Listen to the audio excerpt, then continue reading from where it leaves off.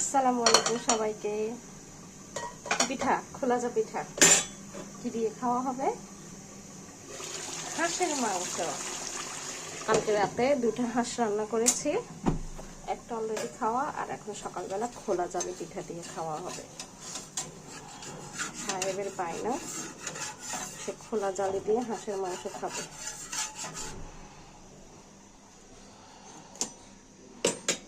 গরম গরম খেতে পারলে আরো মজা।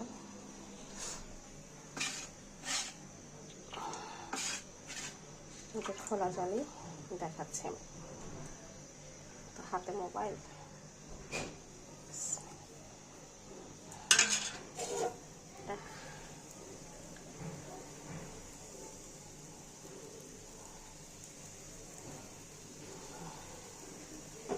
ডিমের সাদা অংশটা দিলে দেখতে সুন্দরও লাগে আর ওতে ভালোও লাগে।